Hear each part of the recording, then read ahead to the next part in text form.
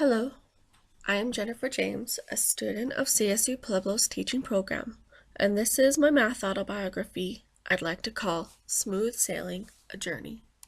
When I try to dig through my mind for a memory that pertains to math, I find it difficult to remember anything that happened in the classroom during my elementary years. I kept asking myself, do I remember when I learned how to add and subtract? Or learning how to keep time in kindergarten? And I remember how to write numbers with dotted lines, which I still use to help the young students, but I don't remember much else. So my mind then started wandering down the timeline to the years before school, before teachers, before classrooms. And I remember my childhood house and a playroom with shaggy carpet and velvet walls, where my mom handed me a toy. This toy was colorful, attracting to the eye, with a round clock on its belly. Above the belly were two large orange eyes, and below the belly were two yellow claws in the form of buttons. I used to call it the owl clock. It's a simple toy, a manipulative, and it was effective. Being in the teaching program, I have come to realize how effective manipulatives are to a growing mind.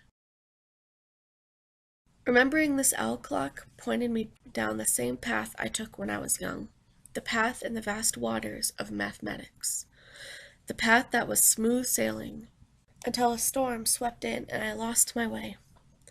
It was fourth grade when I was introduced to division. Addition and subtraction, please, it was a piece of cake. Multiplication, it was almost satisfying to memorize multiplication facts, but having to change the multiplied numbers back through division, it was like my boat was flipped upside down. I sat in class as if I had water stuck in my ears, and I felt for the first time that I was stupid. It went on like this for almost the whole year, trying to keep up with everything because I got off to a bad start. The storm didn't seem to want to dissipate, but at least I didn't seem to get worse. And as I was floating in the water, about to swim to shore and abandon my boat, someone came along and flipped my boat right side up. It was my fourth grade teacher. He knew how to make you feel like you could accomplish anything. I know that sounds cliche, but it's the simplest way to describe him and his teaching strategy. He took me aside one day and said, I know you're struggling, and I know you are smart. So you take your time. You don't need to rush because you will learn this when you are ready. It wasn't until years later that I came to the conclusion that many students struggle with division because of its concept of taking apart instead of putting together. And it wasn't until I got older that I could solve more complex problems in my head without manipulatives. After elementary school, math was again smooth sailing, and once I began pre-algebra, I was hooked. I just took the helm, hoisted the sails, and I was off.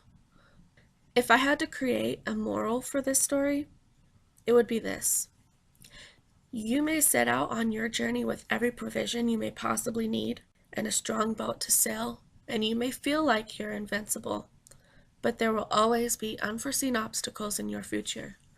All you have to do is take it slow and complete it as best you can.